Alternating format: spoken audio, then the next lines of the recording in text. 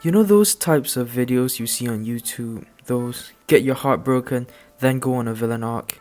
Then they show you some random jacked Adonis as the product of the villain arc. Yeah, those types of videos. Honestly, instead of grinding at the gym, a villain arc really looks like this. Fuck, man. How come she don't love me, man? Please text back. I'm sorry. Don't leave me. I can't live without you. Thousands of tears later. It's been so long. She still hasn't texted me back. Fuck you. I'm gonna do it. I'm gonna become better. I'm gonna make her regret. I'm gonna start my villain arc. Ah yes, the villain arc. Most of you have probably wanted to start your own villain arc. But have you taken the time to wonder, why are you actually starting that villain arc? Most of the time, it's cause you got your heart broken by a girl, or maybe it's cause your friends don't reply to your fucking WhatsApp messages. Okay, maybe that's just me. You might be wondering, what is a villain arc? Well, the definition on Urban Dictionary is the time where someone bounces back from a tragic event in their lives. Most commonly used for guys going to the gym after a breakup. People go through a villain arc because of a tragic event they faced, be it getting your heart broken by someone you liked, or getting done dirty by either family or friends. A villain arc mainly consists of you improving yourself and disappearing. Most people that go through a villain arc have been through some tough shit, and they're probably somewhat fucked in the head. It's usually because of a tragic event that gets people to go on this journey. People on this journey shut themselves off from the rest of the world in order to grind in silence, when in reality they aren't making that much progress because their mental health is still horrendous. The saying is mind over matter. So how do you expect to make progress, especially physically, when your mind is suffering? A phrase that is commonly mentioned within gym culture is called forbidden pre-workout. It basically means using anything regarding a crushing memory to motivate you in the gym instead of normal pre-workout. An example of this could be looking at old messages from your ex. The thing is, right, looking at those old text messages, does it actually help you? Feeding into negative thoughts isn't healthy even if it does motivate you. I mean, you're improving your physical health slightly at the expense of your mental health. In reality, I know most of you would probably suffer more if you look at the old messages. Like, there is a higher chance you'll feel dejected by reading the old text rather than motivated for the gym. At the end of the day, push yourself. Push yourself to your limits, and maybe even exceed it, but not off a cliff.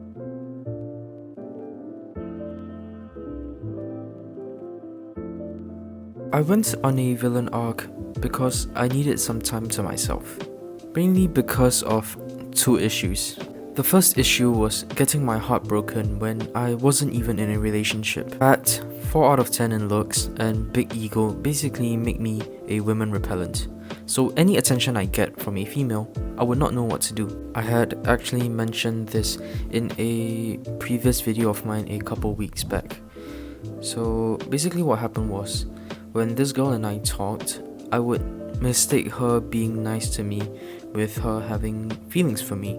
So I decided to make a foolish decision to cut everyone off to just focus on us, because I felt like there was a small glimmer of hope that could turn the friendship into something more. During those few months where I thought we had mutual feelings for each other, I tried dropping hints to her that we should get together because I was a massive pussy and didn't want to confess to her.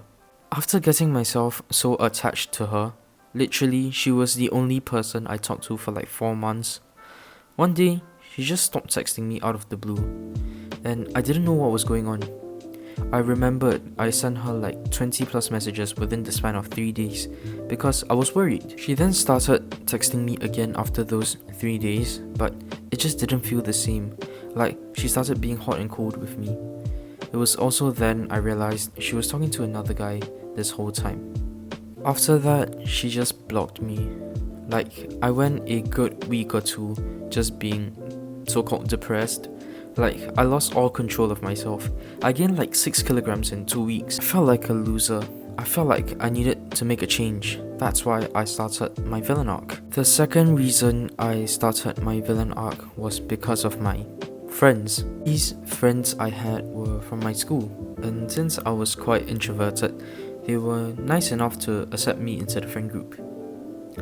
I largely had fun with them, but there was one thing they were constantly picking on me for, and that was my weight. I'm fine with bullying. You need a bit of bullying just to have fun sometimes.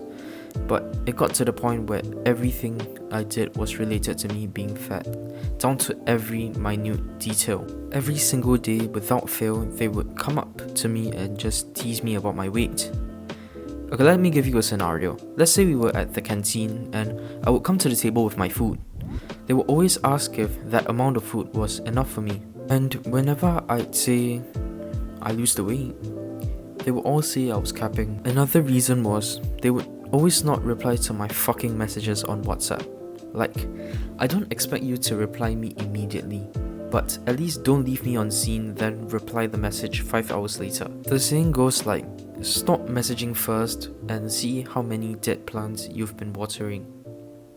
Which I had to learn the hard way. Here's an example. So I asked one of my friends if he was going to the gym to hit legs, but instead of answering a simple yes or no question, he just sent a random sticker. And this is just one of many instances. And all the so-called trauma I faced lit a fire in me. I cut contact with all of them after we ended our final paper, and I disappeared for 2 months without talking to them because I was on my villain arc. I had went through so much shit before that. Those 2 months, I made massive progress. Like, all the pain and anger I had just turned into pre-workout for me at the gym. And as a result, I lost like 8 kilograms in 2 months, which I was pretty content with. I went on this villain arc to prove them wrong. I wanted to rebel. I wanted to show them that I was so much better than they thought I was. If you had someone that loved you unconditionally and a group of friends that had your back at all times, why would you be in a villain arc? The return on investment is the equivalent of buying Luna in 2023. Normal people that have healthy relationships don't need to go on a villain arc, but the loners, the people that society pushes to one side, they go on a villain arc. It's basically the mindset of, since I'm already invisible in other people's day-to-day life, I might as well disappear and work on myself.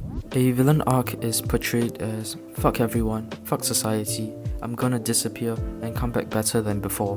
When in reality, the most important thing these aspiring villains need to work on is their own mental health. You can be the most jacked person in the world, but if your mental health is dog water, at the end of the day, you're still gonna feel like shit. So let's say you're reading old messages from your ex.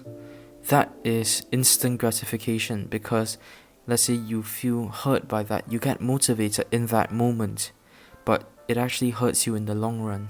So instead of spending your time doing something that will hurt your mental health, why not you just spend that time doing something that will improve it, like meditating or reading a book.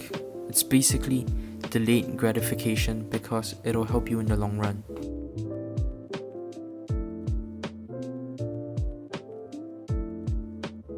Ah yes, the villains, the Darth Vader, Joker, and Gus Frings of the world. These people are perceived as villains, but they all have one thing in common, and that is they did not start off as bad guys. In Chinese, there is a saying that goes like this: 世界上没有坏人，只有被逼疯的好人, which literally translates to, there are no bad people on this planet, only good people that have been pushed off the edge. And that applies to the villains you see in movies. A villain arc, if you took the phrase at face value, literally means you're going to start being a so-called bad person. And I know most of you that go on said villain arc don't actually have bad intentions. At least I hope not. Most of you just want to improve on yourselves and not cause harm to others. So that's why being a villain in day-to-day life just isn't practical. The reason why villains are so loved in many stories is because we get an in-depth view of the villain's backstory, giving them time to develop a relatable rapport with the audience. However, this storytelling actually doesn't exist in real life. Being a villain is actually harder than you think. So let's say you want to rob a bank or something.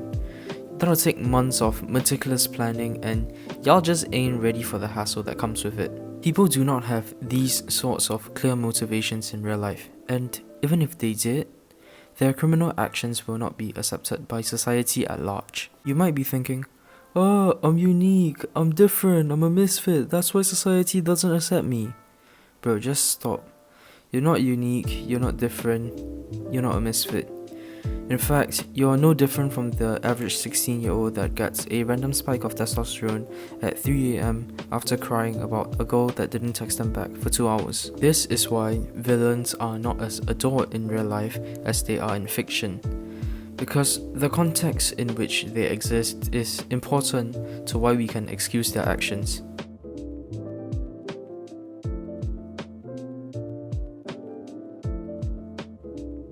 Back to the main point of the video of what a villain arc actually looks like.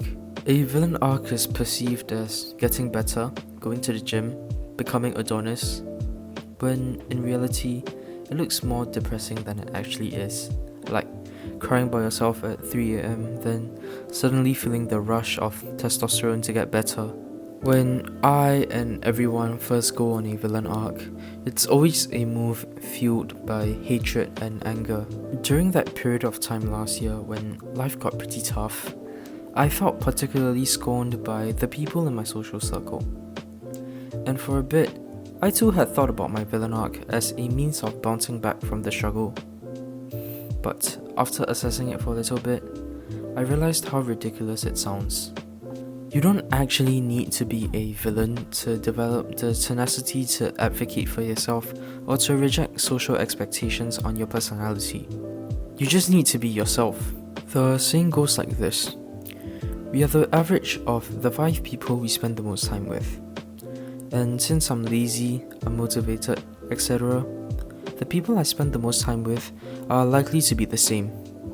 And in order for me to actually improve, I have to cut them off and find new friends that are actually better. No one else should be able to convince me that I was a villain for re-evaluating my inner circle or drawing boundaries.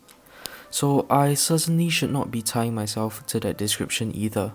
And that's probably the best solution to this issue.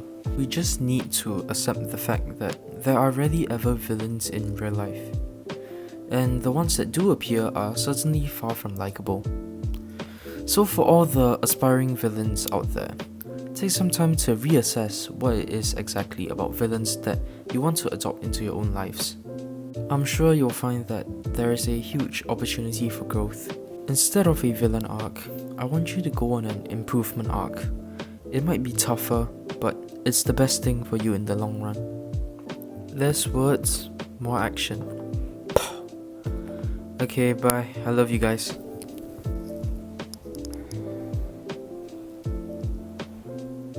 It's been so long. You still haven't texted me back. Fuck you. I'm gonna do it. I'm gonna become better. I'm gonna make her regret. I'm gonna start my villain arc. Oops, that didn't sound good. Oh shit. I think I broke my phone. But that's alright. We move. Cause Adonis wouldn't care if his phone broke, because he's too busy on a dopamine detox.